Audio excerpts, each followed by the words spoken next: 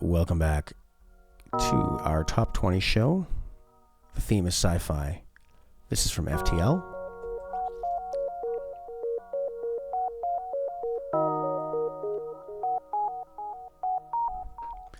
A great one. We've got choices from our Discord here, our wonderful Discord, of Rudi, of Chris, of Claudio, and many others.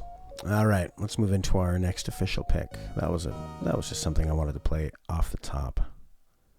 All right, first up from Valhalla, VA-11 space Hall-A. This is a game about being a cyberpunk bartender. As you can see here,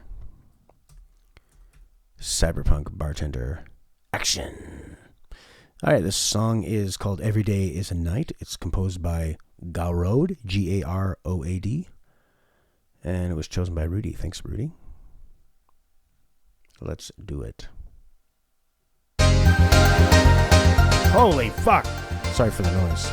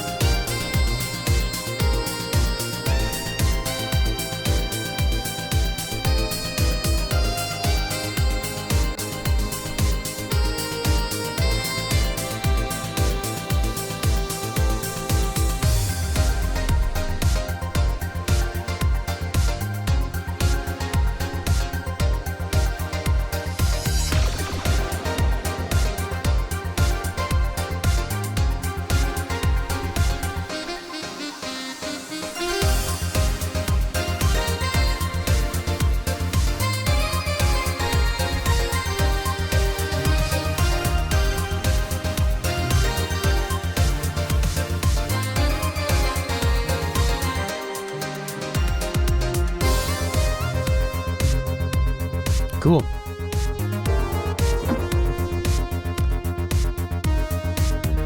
All right, now this is very, very sci-fi. It's really cool, really dancey. It kind of has like a Sonic Mega Drive kind of feel to it. All of a sudden, I've started saying Mega Drive instead of Genesis. I think it's easier to say. I like saying it, and I've been watching a lot of retro gaming content as I build my mini retro gaming collection. Not mini as in the consoles. I mean, I'm not a big collector. I just want enough of the consoles and games and a giant big tube TV to have a small little collection. Anyway, what this song does is it keeps the bass line rocking that F.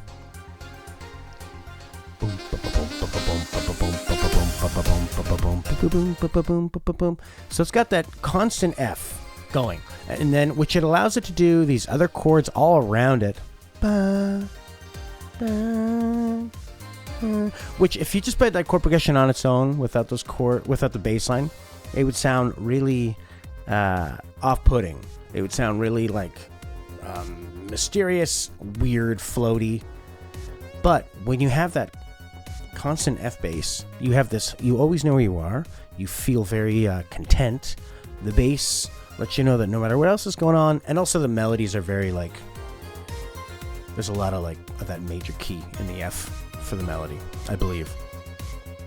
So yeah, the melody and the bass line are really, and the drums are just like propelling you forward, but then the chords are allowed to just kind of be all over the place, and that's what gives it more of like a sci-fi, more of like a introspective thing. I mean, with this game it's sci-fi, but it's also like a little RPG where you're like getting the story from all the customers, and you're trying to, you're spending a lot of time in menus, making a lot of decisions based on what music to play, what drinks to give them, how to make them, stuff like that. So, I mean, it really perfectly suits it. It like propels you forward. If the bass was also going along for the ride, it would be wild. It would be too much. You need the bass and the drums to just keep pushing you forward. So this is a great sci-fi pick. This is a great way to start the show. Good pick, Rudi.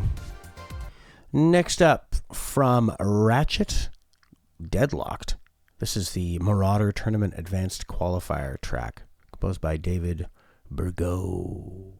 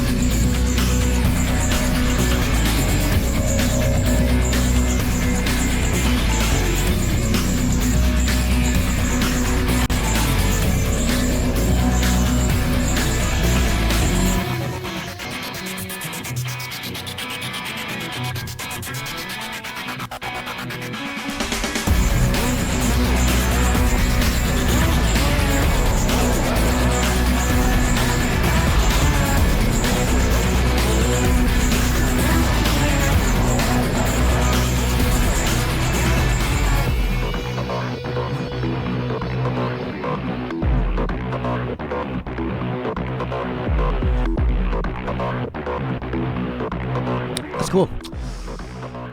I mean, that to me has like that real kind of PS2 Ratchet and Clank sound of just a lot of like gooey industrial, like it's like the synths are kind of like melting, and they have such a cool production on the synths, kind of make them, especially like the lead ones, like cutting in and out and really playing with the modulation, and not modulation, but just, well, with every bit of it, in a way that you're not going to get on a guitar, right?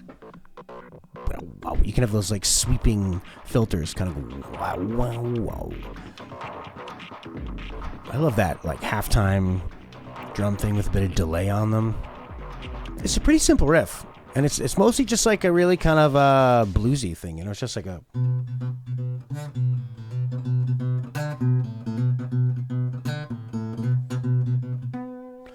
And it doesn't really deviate too much from that. That's kind of the basis behind it. But then everything else, same with the last song. You've got like a steady kind of home bass, and then that allows them to go crazy with, now we're on like a halftime, floaty, rhythmic feel. You have all these crazy synth leads going all over the place and synth pads. Yeah, it is kind of like a low-key Doom track. Yeah, absolutely. Sure, well, Wolfenstein would make a lot of sense too. A little older, a little more primitive. I love these kind of. I love that kind of. If you ever heard "Refused," the new noise, that was such a cool song. it combined like heavy rock riffage with this sort of like trippy, spacey feel. Came out in like the 2000s. Cool one. Pretty heavy duty. It definitely has like a heavier feel than other Ratchet games, but I guess if you're driving around in tanks and stuff. And this is, I mean, even like the world and the gameplay, it's a little browner, a little grayer. Just when Ratchet looks like he's on fucking steroids, or he's wearing some kind of mech suit or something.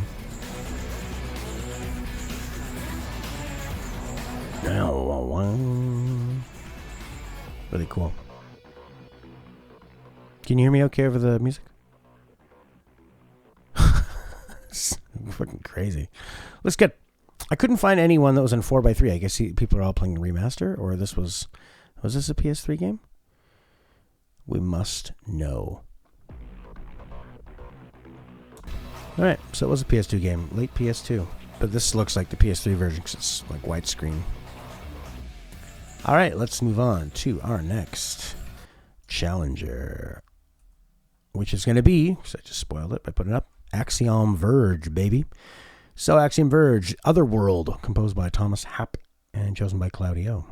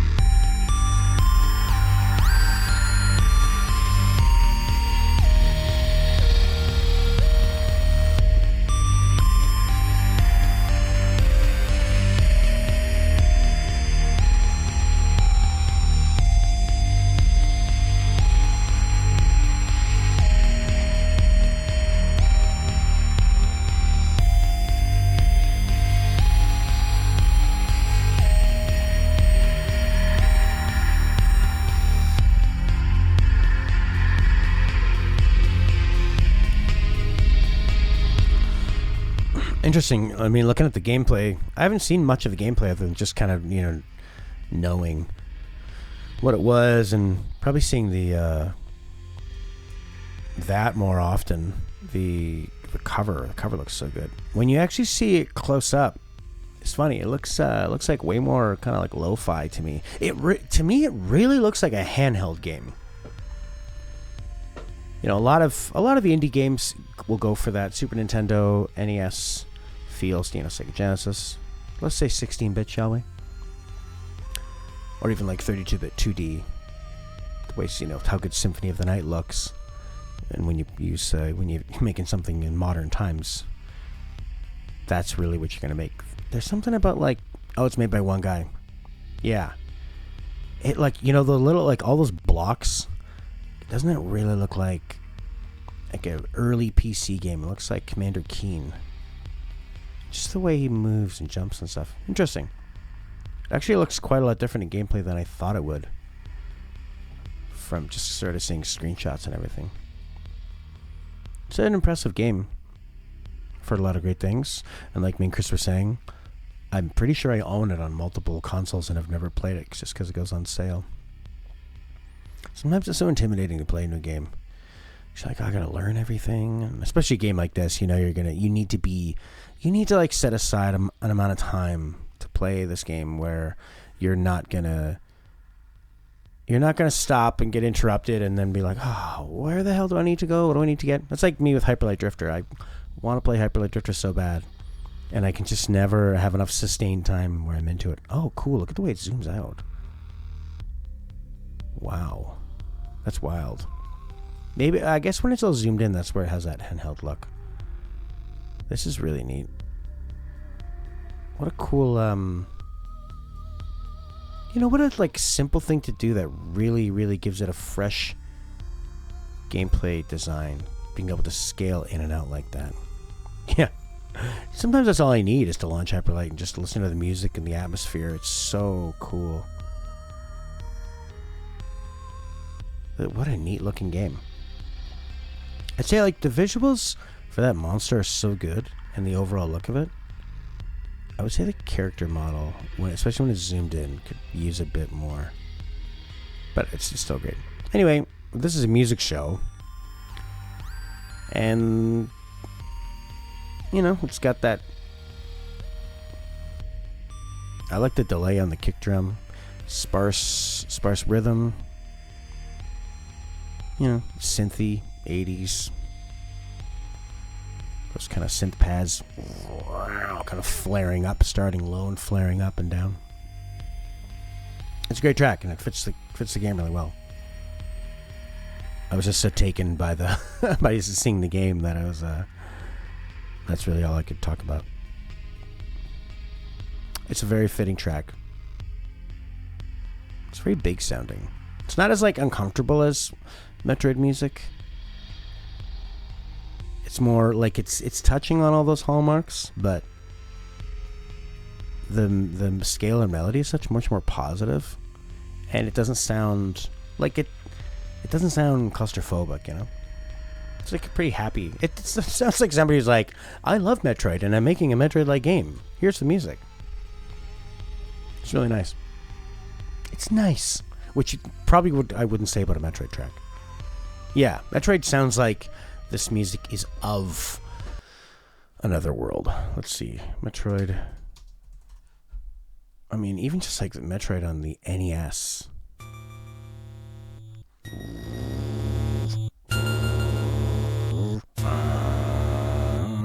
Those like two conflicting bass notes. I mean, this game is like 1986. It's fucking wild.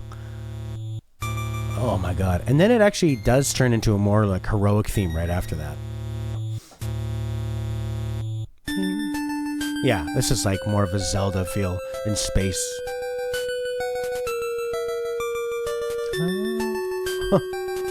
Wow. And that's just the NES, man. And then here's the Brinstar theme. Oh, that's actually super heroic and positive. But I guess it's like just starting you off. But you know, the way the bass is still like low and weird, but galloping. You know what, actually, this is like... It's funny, it's a waltz. It's very pretty. This is more positive than I ever remembered, actually. Yeah, okay, this is third track, third theme. Sure, time to get a little dark and weird. More like a puzzle. Ridley's Hideout. Huh, there aren't that many tracks in this game. Maybe I'm thinking of more like Metroid Prime music that's more dark and oppressive and weird. Oh man, how cool are those little effects? Sounds like you're getting sucked up.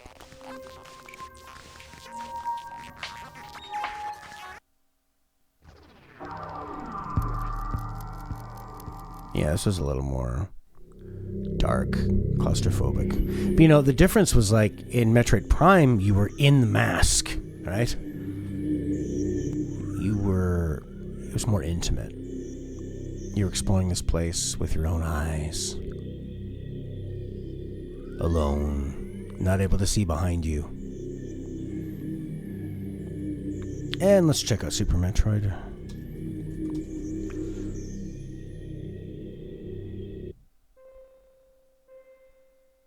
Oh wow. That I feel like they're really embracing the alien theme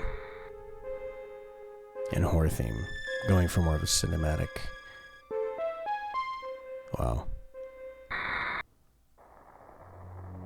Here is Criteria, Zebus Planetfall. Oh man, those like muted sounds of the explosions above you. Brinstar Jungle Floor.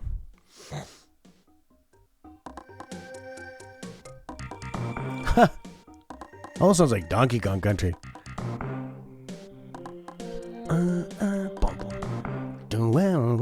Pretty big swagger in it too. All right, well that was a fun little diversion. But how can you talk about Axiom Verge without talking about Metroid? And that's the danger, you know, when you make a game that is so inspired by something. There's always going to be that attachment. You know, like you can never say Alundra on what is it, the PS1 without going like, yeah, it's a Zelda game. Sony Zelda. Stardew Valley. It's like Harvest Moon, but is the best Harvest Moon game ever. And I've played a few Harvest Moon games, but Stardew Valley just perfected.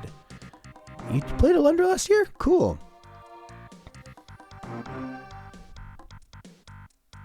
Yeah, so anytime you see Axiom Verge. Okay, now we have to listen to the Axiom Verge track again, because now I'm like forgetting what it even sounded like. Ming, bong, ming, bong. God, we went on quite the diversion. I'm pressing back like 7 times.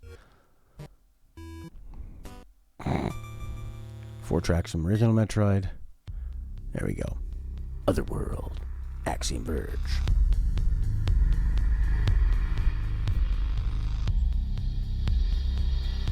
Definitely does feel like, you know, the way that it kind of... Wow.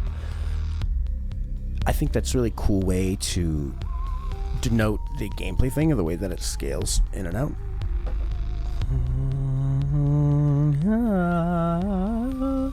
Cool. Good stuff. Great job. All right. We had a couple repeats in what people were requesting, like multiple songs from the same game. And this is one of the multiples from Star Ocean, The Second Story, Second Evolution, Japanese. This is White the Heart, composed by Motoi Sakuraba, chosen by Chiptune Brony. Oh, very Chrono Trigger, eh? Chrono Cross.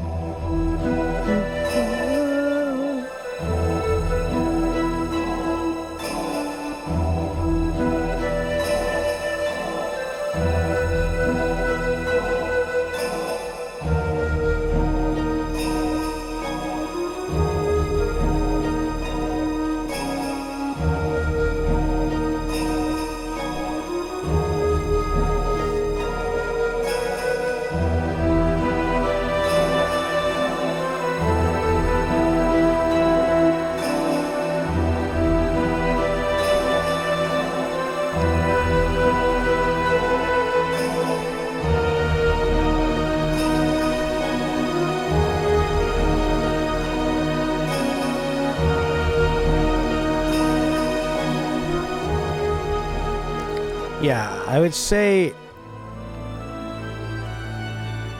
I mean, maybe this part has a sci-fi feel, but it definitely does feel like... If you didn't know it was set in a sci-fi world, this could just be in any fantasy RPG. It is, yeah, it does have a nice warm feel. I like that harp arpeggio. That was a really beautiful B section. And even that kind of interesting. All right, yeah, well, I would say that is a fantasy-sounding sci-fi track. Let's move on to the next one here. This is from Final Fantasy XIV, Paved in Solitude. Now this is a sci-fi-sounding song in a fantasy game. Total opposite of the last one.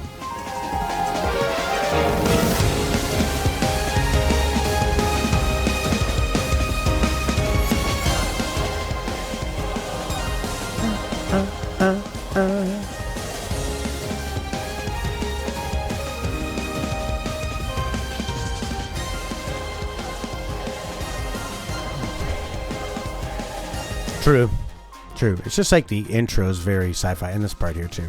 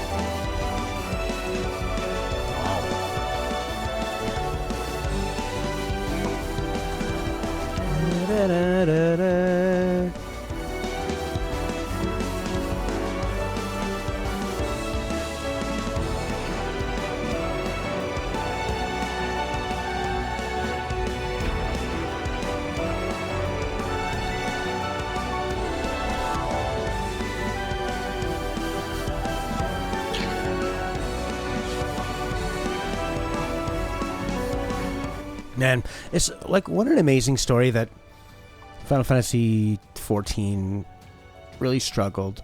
They just went back to the drawing board, relaunched it, and just made something that so many people love, that keeps going on. Something that feels like a crap ton of money just gets poured into, but works and makes people really happy. And from what I've seen, I mean, I've never played it, but just even from this Discord, I feel like there's a lot of people that get a lot out of this game, and the music sounds great.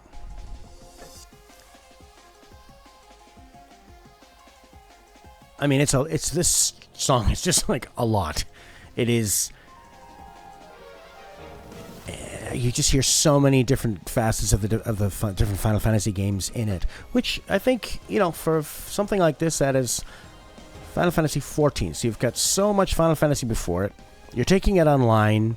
You're all, you know, you're in this, you're celebrating the whole history of Final Fantasy. So, I mean, you hear like elements of this from, kind of influences from like Final Fantasy 13, even kind of like the more electronic stuff from like Final Fantasy 10, Final Fantasy 8 bits. You know, of course, there's a bit of like Uematsu in there. But it's also an online game, and a game where you need to fight a boss for probably a long period of time. So you need to keep the energy up, but also not be annoying, have a lot of variety. It's a great track for that. Next up, from Surviving Mars, this is CO2. It's probably a lovely you need to watch. Composed by George Strezov, chosen by Chris.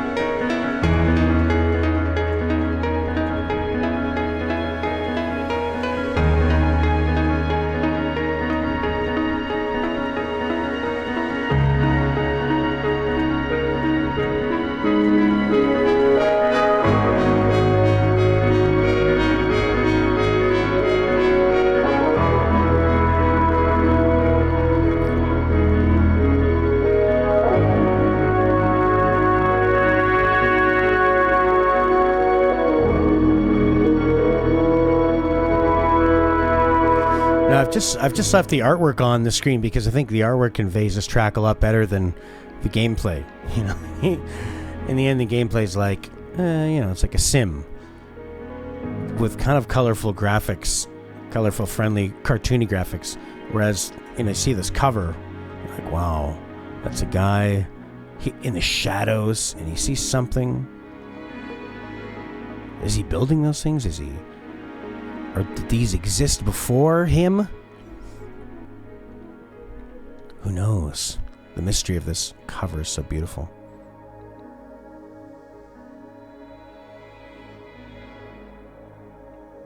Oh yeah, for sure. It'd feel lonely because it's only one person, and his only companion is like a robot or a car. There's nothing out. There's things off in the distance, but they're blocked off.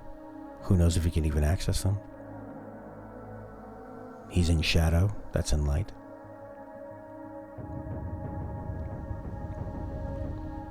Yeah.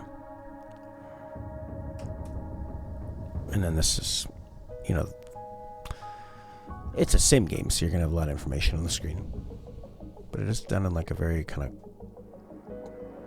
colorful, cartoony way. Ooh, I love that little chord.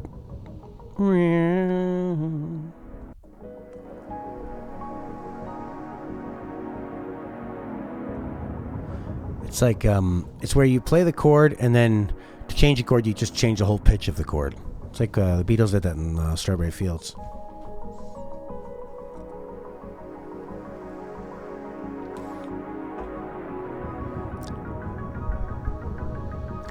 Yeah, it's hard to do, 3D artwork, and then especially in like a sim game, because you're more focused on like the macro of it, right? The wide scope. You're trying to show so much. But I would say, I haven't played this game, so I don't know. But you look at like Frostpunk. Now, Frostpunk, same thing. It's a sim type deal, right? But I think it does a really good job of conveying the loneliness and the coldness of it. But there's more, there's a lot more animation going on too. They're different games. But this, even like the way that they just kind of show this movement of the black and the inkiness all around it. What a game, man. I got so into Frostpunk when I first got Game Pass. Oh my god. Oh, I loved Frostpunk. I hear Frostpunk 2 is a lot different. It's more... This happens a lot with sim games. They start off and they hit that level of like accessibility and intimacy with everything you need to manage, and then usually the sequel, well, sometimes the sequel will get too big. Like this happened with Masters of Orion, one of my favorite sci-fi space games. So you look at I always say Master of Orion 1, and not the remake. So Master of Orion 1. Who's this fucking guy? How dare you? So Master of Orion 1's like pretty simple. You know, you're doing some research here. Let me see. There's just like one star is a planet. The ships go there and there. It's pretty easy to keep an eye on it. Here's your planetary thing.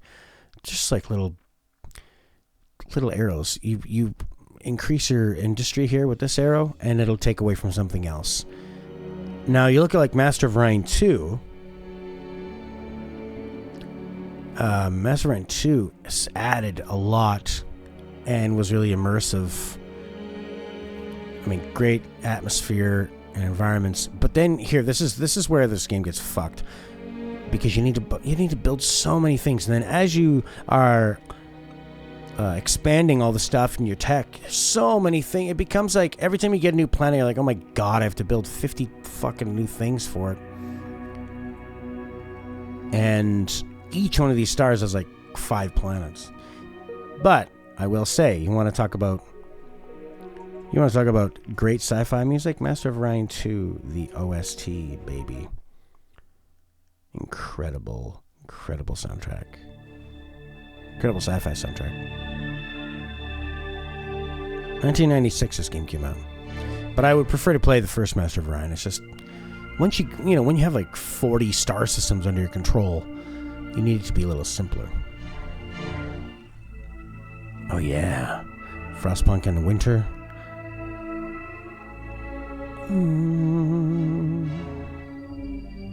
Yeah, and then in Frostpunk 2, apparently they went a lot bigger, and it can be you're not as connected. Frostpunk 1,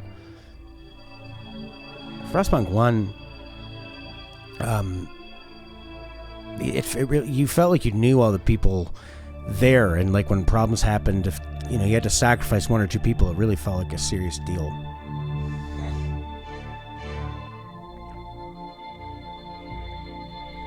Yeah, and there's always that barrier of things to learn, too. Anyway, this one's cool. I mean, this has, it's definitely spacey. Just the way everything is, every note has a tail to it. As in, a length of reverb, a delay. Everything is spacey and patty. But there's also this royalty to it. Because you are discovering this star system, you're growing your empire to become royal and gigantic and something important. And there's also this race that was there before you, the Antarans. And are they more advanced? They are. Great theme. This is a good one too. Theme 3. Anyway, good stuff. Message Ryan 2. All right, next up from 13 Sentinels, Aegis Rim. This is VALINE, composed by Yoshimi Kudo, chosen by Rudi.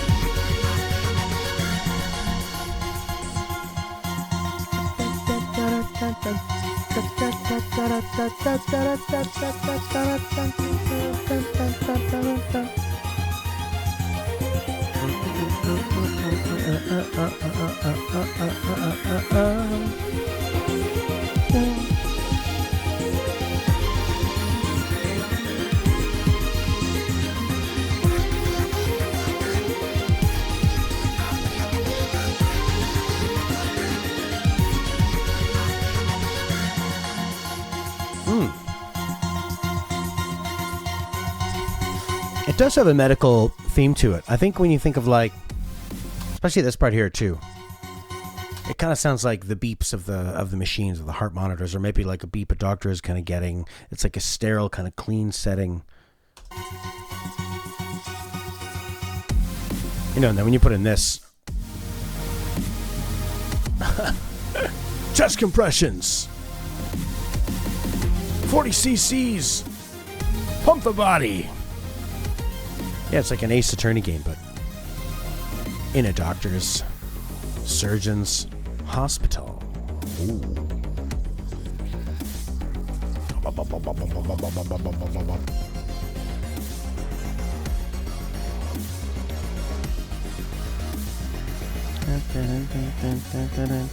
Or if I can find any gameplay related to this track. What is VALINE?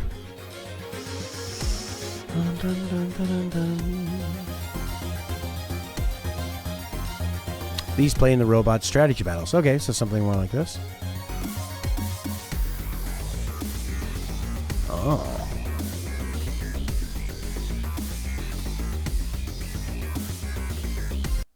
Whoa.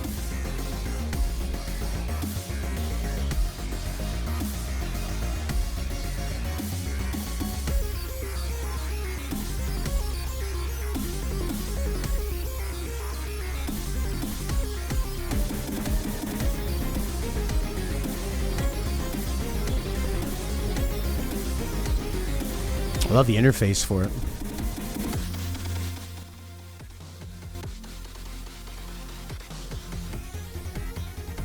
Wow.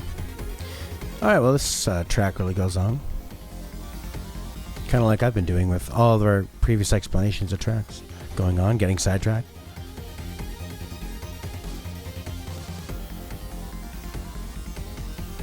I mean, this track works really well for a robot strategy battle. A lot more than a couple of people talking in a cafeteria.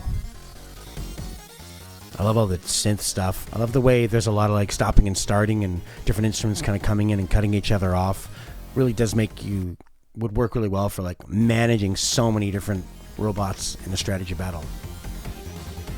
The way those drums kind of like kick in, kick off. Really cool. So is this what the main game is the simulation battle stuff? And then you sort of have all the anime story stuff in between? Atlas and Vanillaware. Cool. Does look confusing. It being in English might help. There's a hell of a lot of things going on. I love this font though. There's something so sci-fi about it. Underlines. Beautiful looking game. Cool. Great track. I love it. All right, next up from Star Ocean Till the End of Time. This is Mission to the Empty Space, again composed by Motoi Sakuraba.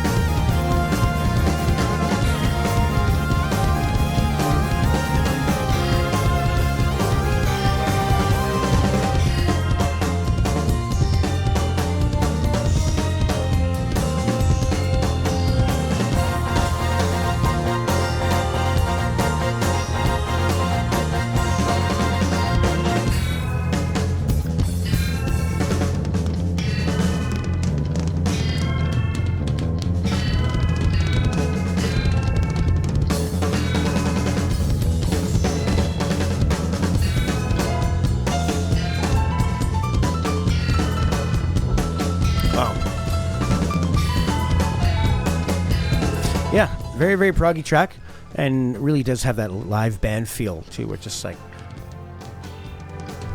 especially when it breaks down and you're just hearing like a lot of piano played by one person, a lot of drums played by one person, bass, and then you get some like synthy laser bits in there to kind of give it that larger, grander feel, but definitely has a live played feel. I mean, prog works really well with RPGs because there are so many different layers to it, right? And because you need long songs, you need things to change it up because you're spending so much time and getting so deep in these games. Nice track. All right, next up from Xenosaga Episode 2. This is Old Militia, composed by Shinji Hosoe, chosen by Claudio.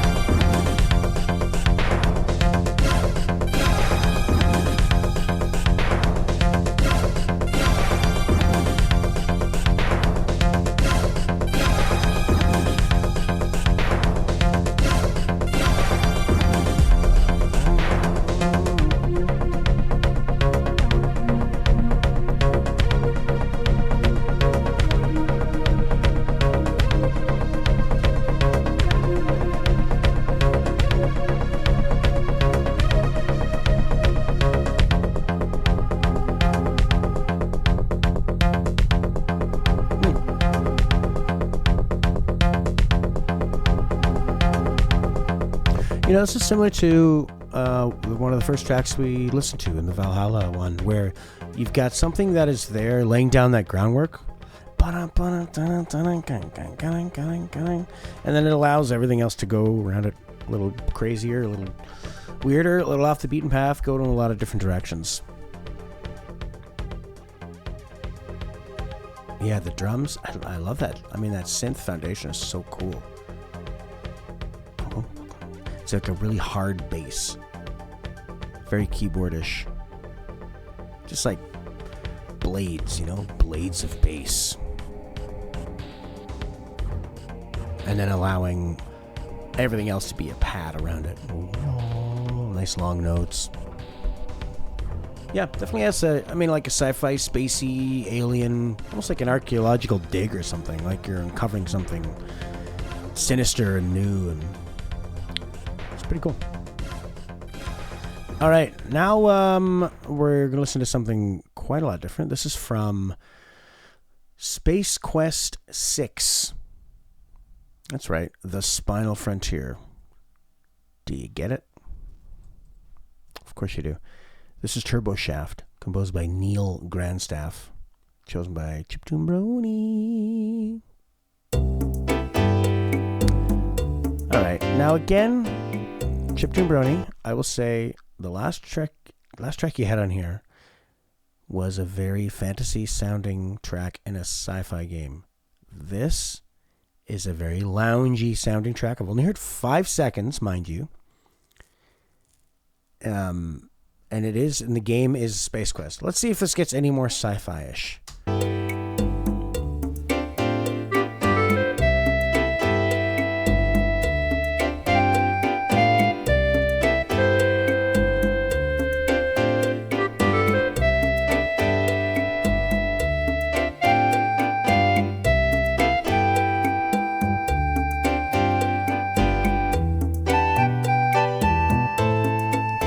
Now, this track is called Turbo Shaft, and it does, like you say, Chris, have an intermission feel to it. So I would imagine this is like you're going in the turbo shaft, the elevator, and you're just kind of, it's a bit of a joke, like here's some elevator music. So yeah, I wouldn't say there's anything about this that sounds sci-fi whatsoever.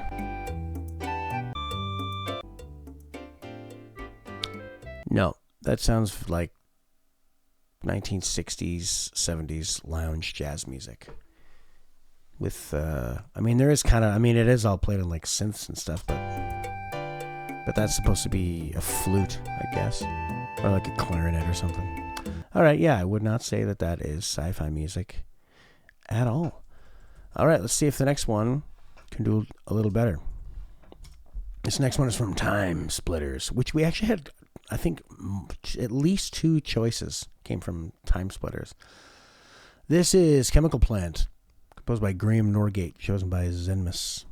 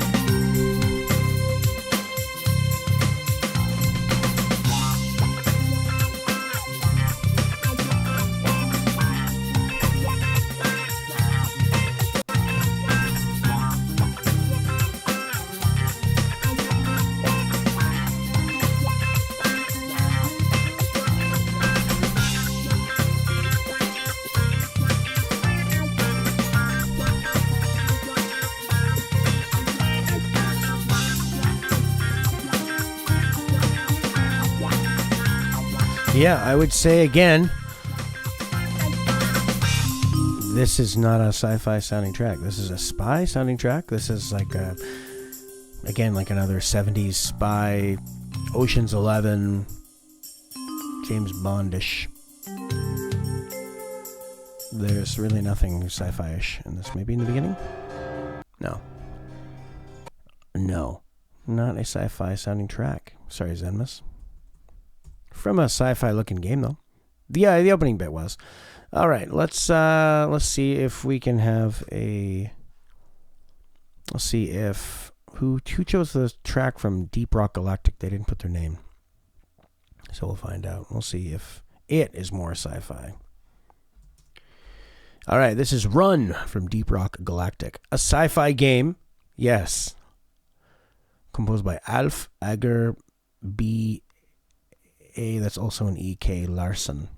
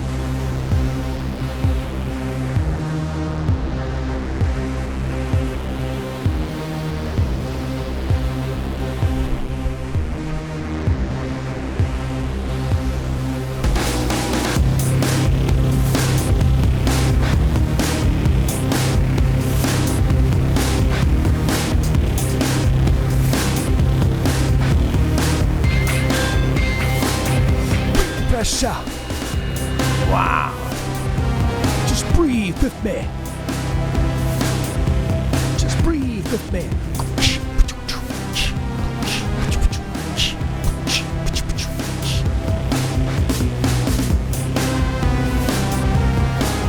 You know, I'd say, like, sometimes, you know, what we think is sci-fi can just be synths, you know, like anything kind of technological. And, you know, this works really well in that vein. And I'd say what makes it more so... Because I'd say the opening sounds like... Well, this is the part that really sounds like Prodigy. Breathe with me. Anyway, it sort of sounds like you're playing like a Mass Effect or something, and you're visiting a nightclub, you know? Lots of different aliens and holographic dancers. It's kind of dancey, but kind of different. Like it would be more of like a sleazy place where there's a little bit of dancing, but more like... Or like, yeah, some kind of a sci-fi type rave deal. But I think, you know, and then when you have big synths like this, with that kind of reverb and delay-ish sound, that to me gets more of like a sci-fi feel. Cool stuff. A Sweaty Oozy nightclub. Yeah. Like, what was that vampire movie that opens up with a big rave scene? Starring Kate Beckinsale? Underworld? Robots on the poles. It has that like hydraulic sound too of alien pole dancing.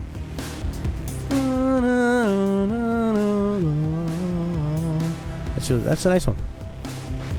This looks like a game I'd really like. All right, let's moving on to Steins Gate, Gate of Steiner. Main theme, Takeshi Abo, chosen by Rudi.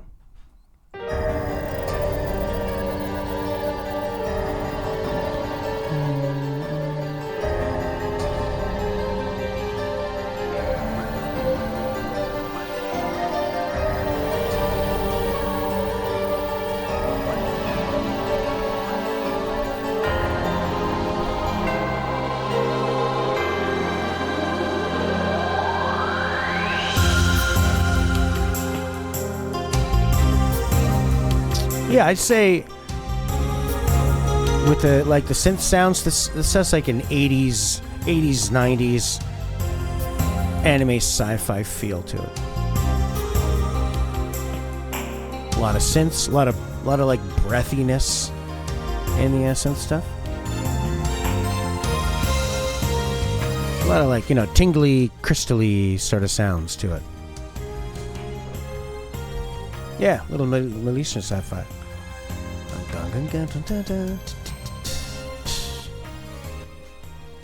Cool stuff. Really good one.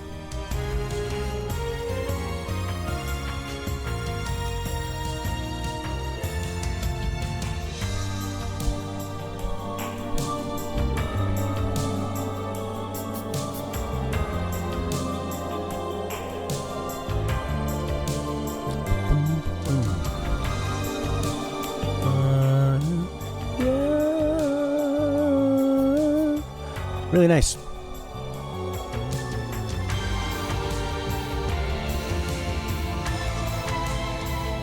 Beautiful stuff. All right, let's move on. We got a lot of tracks to get through here, and I sidetracked us a lot earlier. So this is from Kirby and the Forgotten Land.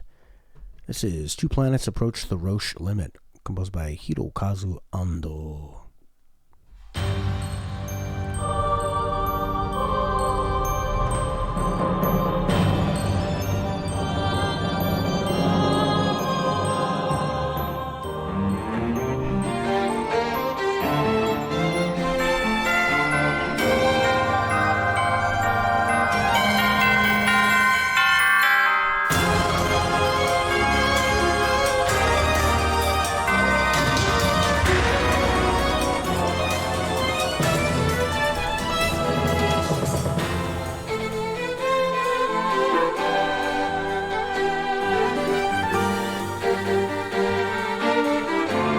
I'd say, this one too. Now I'm kind of like obsessed with what makes something sound sci-fi.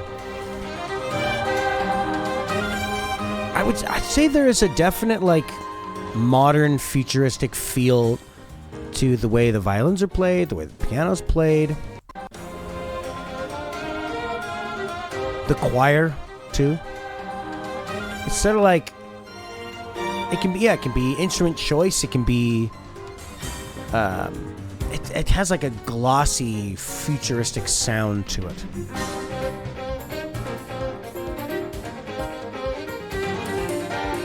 Sometimes just sounding like it's not something you would hear in a normal everyday can give it a sci-fi feel as well. You're sort of looking for that twist. Like it's a different reality, a different, something familiar but different because it's a fiction. Science fiction.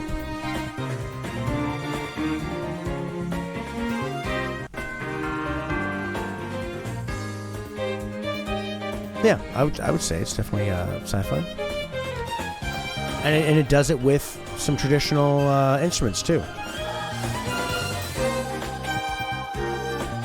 I mean, violin, piano, drums. Those are like very old acoustic instruments.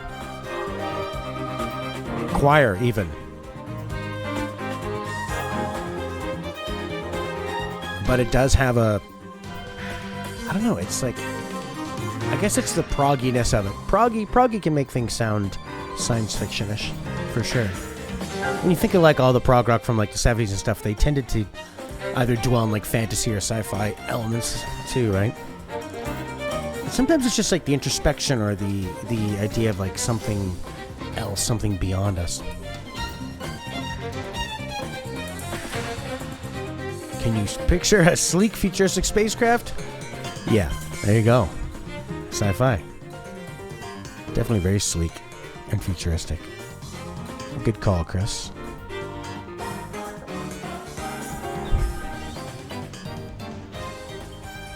All right, next up from... Oh, this is going to be good. From Sea of Stars. The Sacrosanct Spires, composed by Eric Brown, chosen by Claudio. There we go. Gooey, futuristic sounding bass. Creepy pad over it. Very, very sci-fi. Sci-fi instruments for sure, and the way they're being played. Scales using, all of it. Very sci-fi.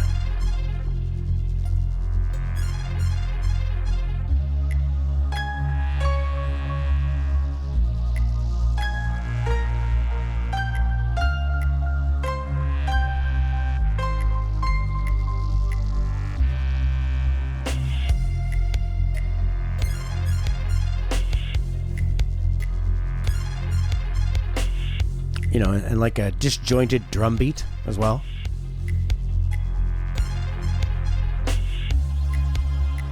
Lots of arpeggios, those warbly synths. Yeah. Chris, speaking to you.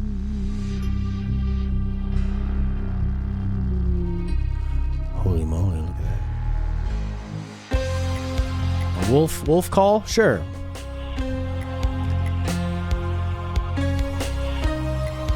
Really proggy, strange, drum rhythm.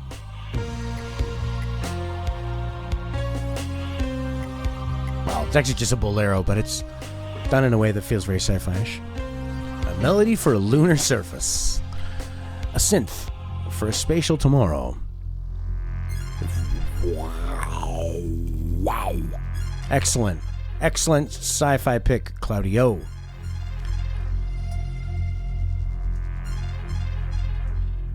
All right. Next in the game of Does It Sci-Fi? This is from, I was happy to see this, Alien vs. Predator on the Super Nintendo. This is Spaceport. Okay. Sci-fi game. Sci-fi level. Composed by Sato Tempei and Mr. Ogura. Chosen by Chiptune Brony. But does it sound sci-fi?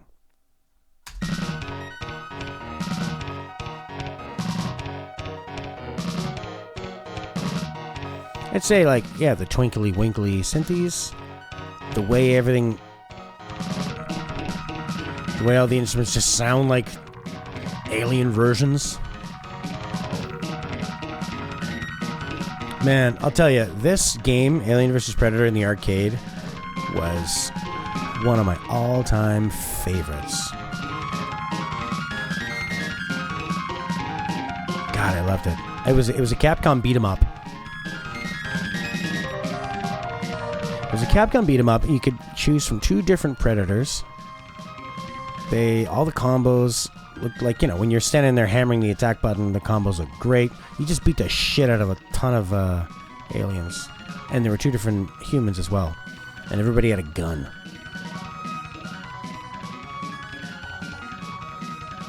And it wasn't that challenging. I remember my mom saying, all right, it's time to go. And I'm like, okay, well, I'm just on my last life. And her getting really annoyed with how long it took me to die. It's like, yeah, this isn't as hard as like X-Men beat 'em ups. I think remember those ones were a little more cheesy, especially when you get to a boss. So this is the arcade version. Let's take a look at the SNES one.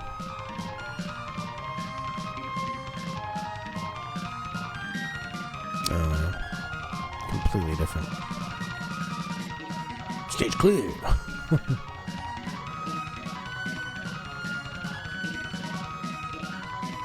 Oh yeah, like I should have just said play along.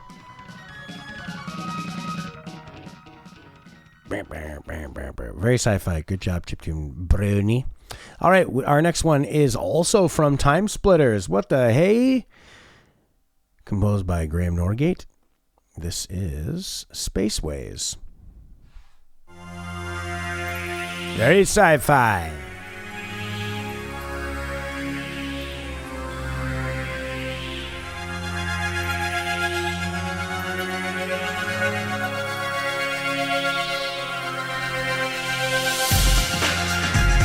Oh yeah.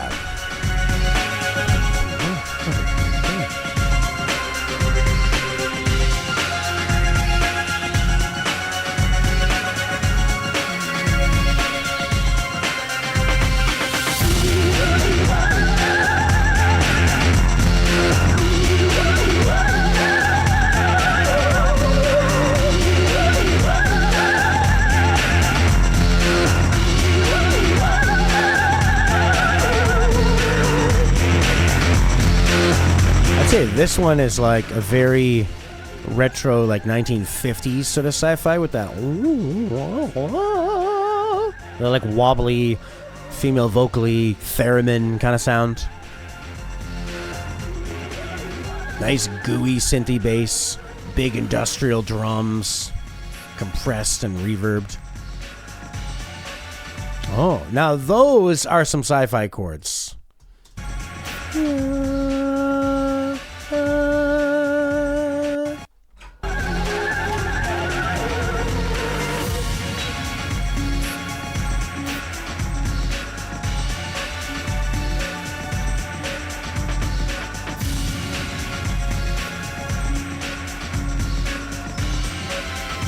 Oh, yeah.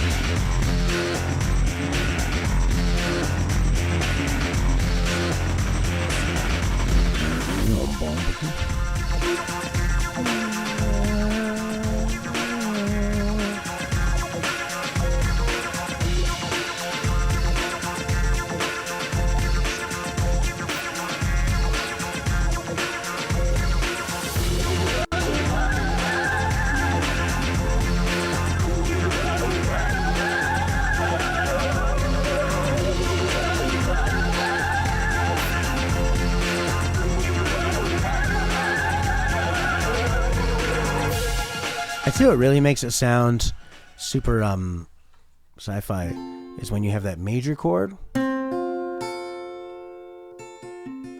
a minor. Now, but you know what it is? It's like the major chord goes to a minor, but something else goes up. But then you go up a bit here. You take the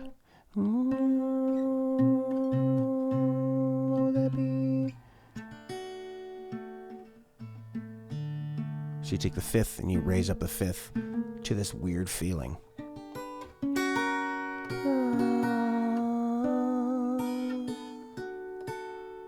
That's it, yeah.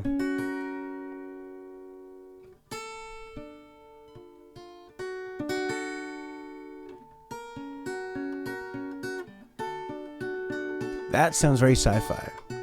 So like, yeah, major to the minor, but also raising that fifth up.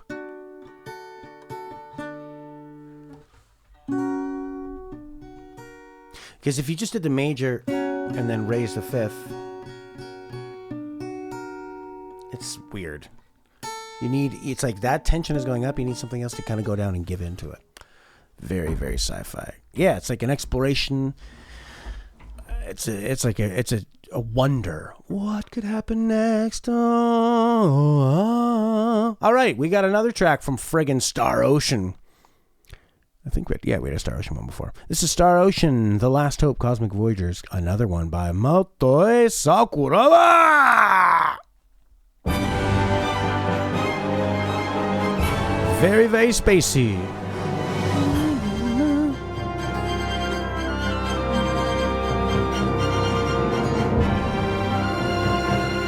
Oh my god, could that sound more like fucking Star Trek? Oh my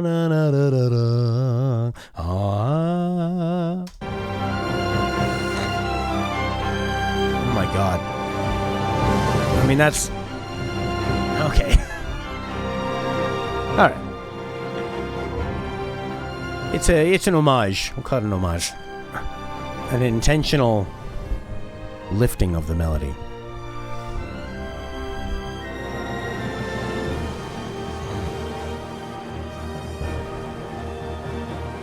Oh, okay. You picked this one because of the Star Wars opening crawl. Yeah, it definitely has those, like,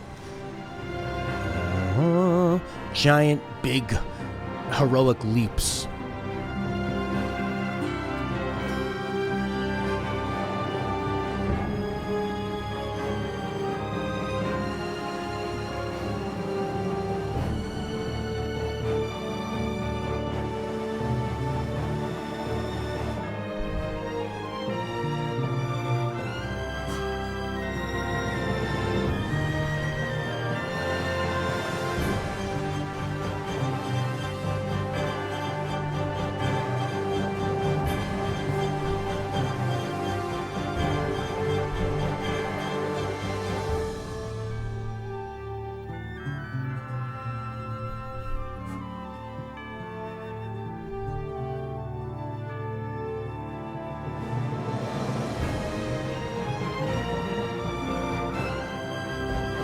Huh.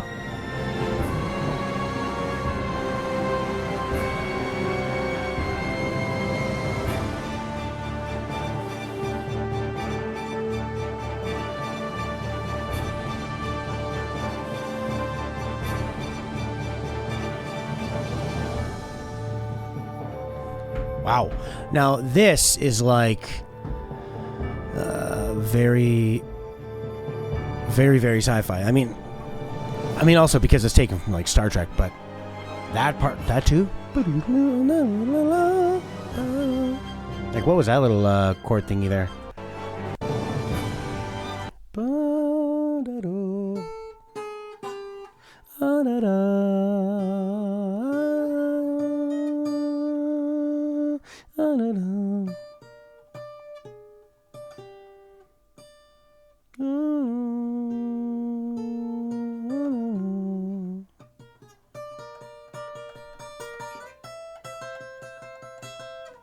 Yeah, cool little chord. Cool, spacey, openish, with wonder. And then just raising it up. Modulating it up. Cool.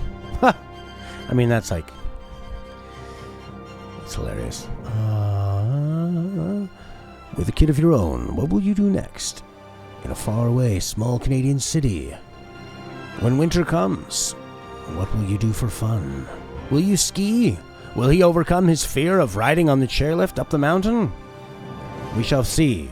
But until then, let's listen to this next track from Warhammer 2, Space Marine. Chitinous Swarm, composed by Steve Molitz and chosen by Claudio.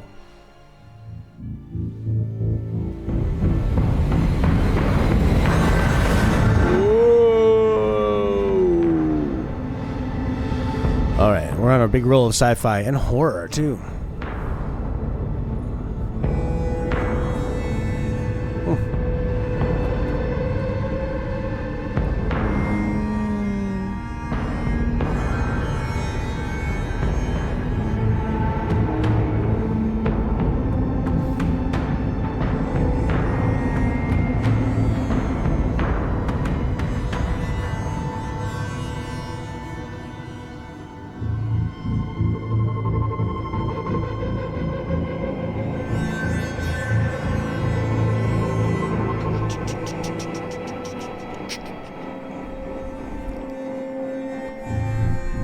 Yeah, you know, it's interesting, like the Protoss and Zerg themes.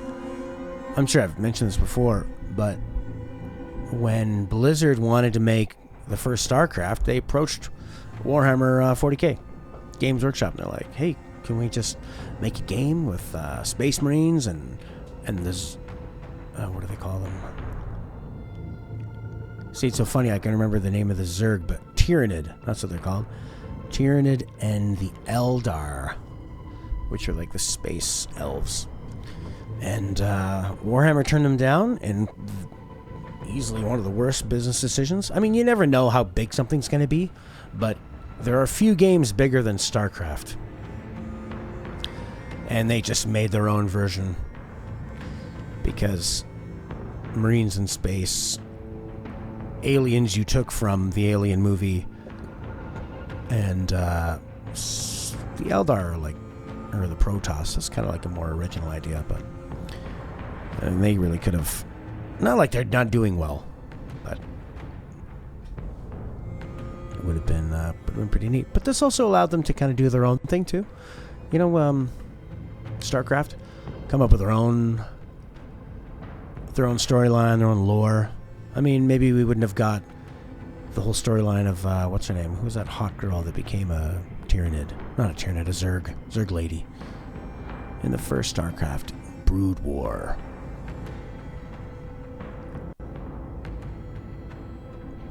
Brood War girl becomes Zerg.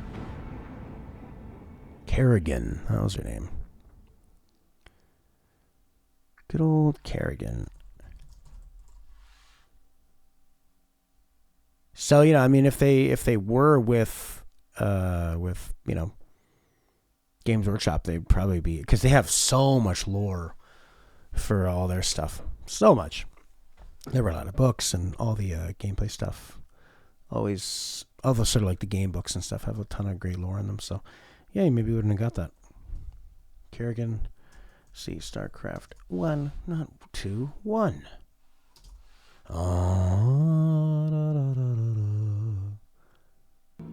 Lieutenant Kerrigan, my second in command, will elaborate. I'll get straight to the point. Our sources tell us that Antigua Prime is ready to begin open revolt against creepy game, eh? It will be your job, Commander, to free this Yeah. I'll be right, darling. I know of you well, O Queen of the Zerg. Queen of the Zerg, she becomes. I am Tassadar of the Templar. What a great game it was. I can guarantee you. Anyway, all right. On to the next. Silver Surfer. This is stage theme 2, composed by Tim Fallon, Jeff Fallon, chosen by Chiptune Brony. Let's get to it.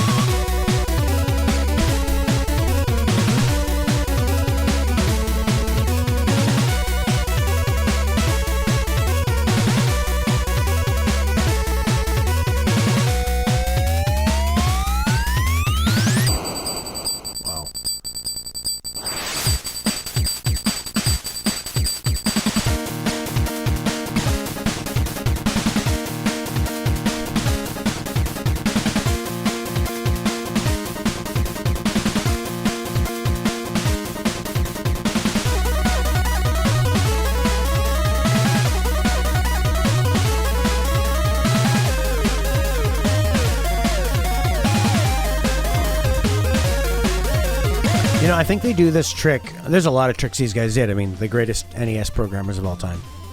I think what they do is they have, like, the bass, and every time there's a kick drum, the bass, just for a split second, will drop down and add to the kick drum, and then go back to doing the bass. Because, I mean, they only had so many channels. So you had the noise channel, the bass, the really high melody, and then the other one just going, just try to fill up as much as you could and try to make it sound like chords. Because you're going, you're trying to play all the notes in a chord, but you can't play more than one note at a time. I mean, they can play two at once. Chiptune Brony, if he was here, he could tell us.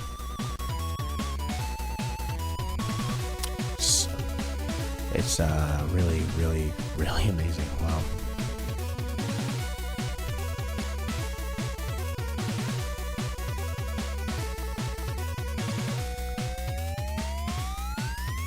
Wow.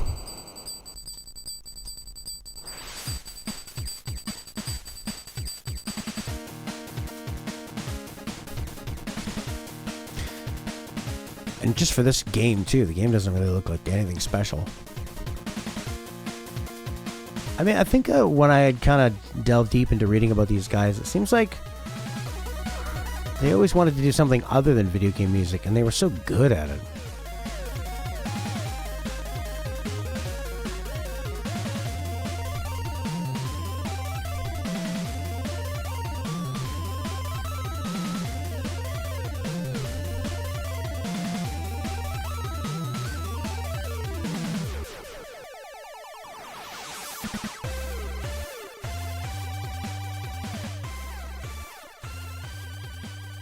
Wow.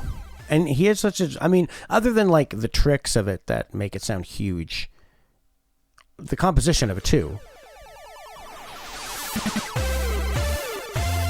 I mean, he did this with like Solstice as well. Just the way he like explodes into the song.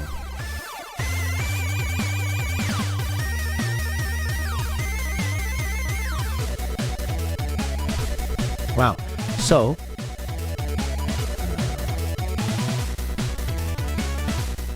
Jesus Christ, it's so fucking good. It says here that Fallen, which one? Tim Fallen, no significant music training as a child. Left Liverpool Music College after 1 year. Started working at Insight Studios at the age of 15. Ended up in video games due to his older brother Mike learning a program for the ZX Spectrum and working at Insight.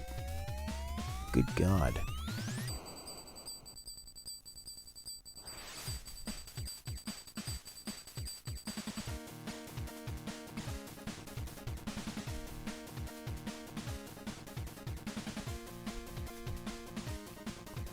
So I guess when they worked on the Salsa soundtrack, they didn't use a keyboard or any instruments.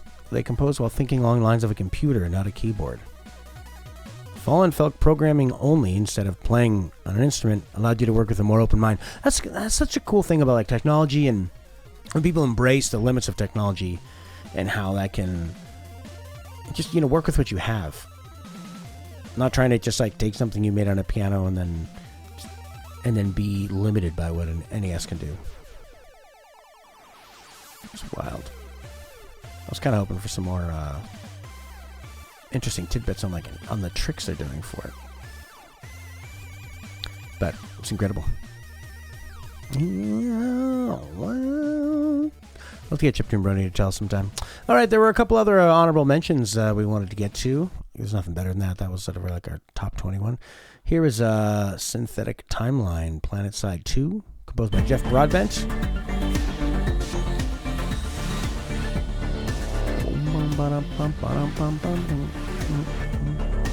Very, very fucking sci-fi, pumping, synthy, lots of bleeps and blops.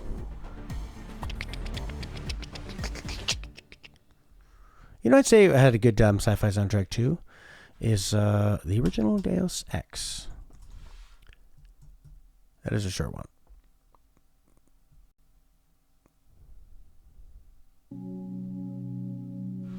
Ooh, this is very ambient.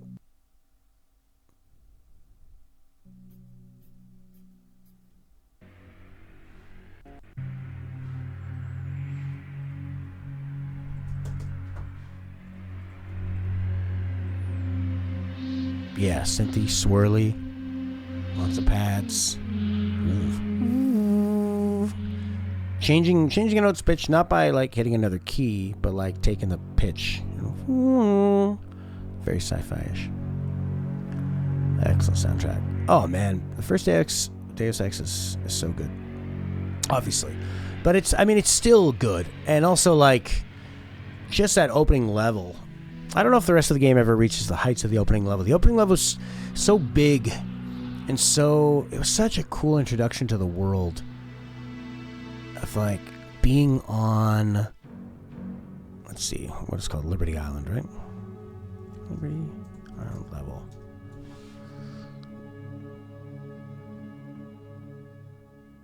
I don't want to hear people talk about it. I want to see the gameplay. It was so cool, like, because you start off, you know, on getting to this dock, and it's like this standoff, you know, of you arrive there, and there's no enemies if you stay in the safe zone. And there's terrorists. And they give you a couple options. There's a lot of different ways you can access it. I mean, later on, some Deus Ex games would, you know, they'd really try to show you, like, try to keep up with the idea of, like, multiple ways of approaching a problem. But really, it would be like, well, here's a door, and right next to it is a computer terminal. And around the corner, there's a vent you can climb in. I'm like, yeah. Those are multiple ways of doing it. But, you know, with Liberty Island, it was like, it was so big. So you really had a chance to explore around, and you really felt like you're coming up with, like, alternative ways to approach a problem. And then you would meet you're like, okay, well, they're terrorists, okay, and we're an organization, we're here. And then you get there, and you speak to this first person called the terrorist, and it's just such a, you know, starts kind of planting the seeds of, like, who's really the terrorist. Great game. And the first one I ever played was Deus Ex Invisible War. And I fucking loved it. But I could see that if you had never played... If you had played Deus Ex 1, this was all the levels were way smaller. Instead of having attributes and skills, they got rid of one of them. And it was just like easier, and there was universal ammo. Everywhere you went kind of felt like you were in an airport. But for me, never playing a Deus Ex game, Invisible War was still mind-blowing. And I saw the limitations, and I played it on my original Xbox when I wasn't a PC gamer. And it was great. I had a great time with it. And then I was still able to go to Deus Ex 1 and also really love that. It's like I saw... The first Ghost in the Shell I saw was the live-action one, and it was visually stunning. And then you watch the anime and you realize, oh man, they copied the scenes, but they really didn't get the meaning of the original, which sucks. Human Revolution was a really cool take on it. Human Revolution was good. Human Revolution was a really strong game. It was different. It was modern in ways that it needed to be. The gunplay was a lot more fun. It wasn't as like sim-like. I really liked the little cutscenes when you do the takedowns. I really enjoyed like going stealth, sniping a guy with a silenced thing to kill one, and that alerts the other two, and then you sprint in, and before they can sound the alarm, taking down two of the guys. Mankind Divided really had a lot of issues. There were only a couple levels that really felt great.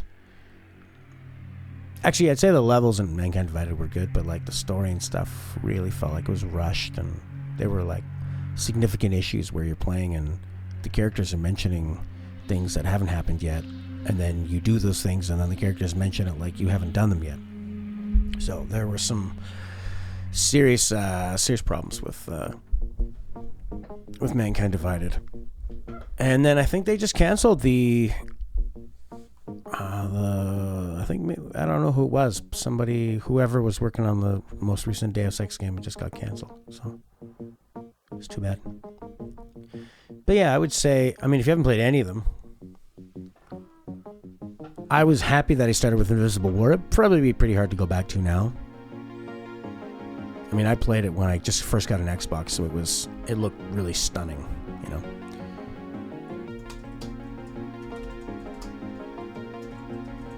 But yeah, Human Revolution is a good one to start on. And then the original.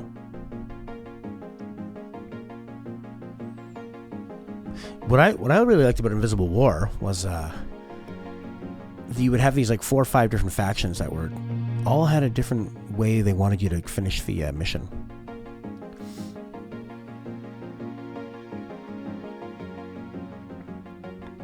Oh, it didn't not let you put a link there? Yeah, there'd be like 4 or 5 factions. And this is an example I always use. You go into this laboratory, and there's a scientist and a weapon. And all the factions want you to do something different. Like, some say you should destroy the weapon, save the scientist. Others say kill the scientist. Others say, like, steal the weapon, sell the weapon, keep the weapon. And there's no right answer. And that was really fascinating to me.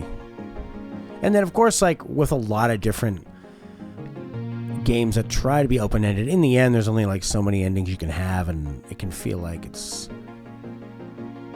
you're still going to get to the same final level, and there are a few, like, different endings. But I don't know, I find it really satisfying. Moody, too. You want to hear a killer track from Deus Ex Invisible War? It's called Heron's Loft. This is when you're... in these games, there's a lot of, like, exploring apartments and stuff, and as you're, like, digging through people's laptops and emails, you're discovering stories. And I remember, like, reading a really heartbreaking story and, like, this track playing, and it was really, really nice. Yeah, Prey really similar. Because, who was it? Warren Spector made the first Deus Ex, and he had Harvey, whatever his name is. the guy who went on to do Dishonored. He was sort of like one of the lead guys on that first Deus Ex game, and then he took over from Invisible War. And he said where Invisible War went wrong was he's like, we had the wrong renderer, the wrong engine, and he said instead of just focusing on what made the first game great, he's like, we focused on what everybody told us was wrong about the first game and then changed it. And he's like, that was just the wrong way to go. But then, he went on to do Dishonored, and I don't know if his team directly did Prey, because that's confusing with Arcane. They have a couple different studios. Yeah, they did Dishonored, Prey, Deathloop, which I was not a big fan of. Cool idea, but just so limited.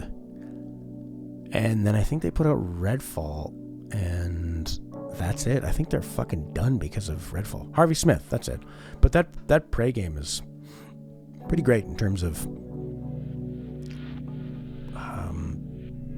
finding solutions in interesting ways. Great atmosphere. It's cool, man. Yeah. All right. Well, guys, it was a lot of fun. If you're watching YouTube, it's over.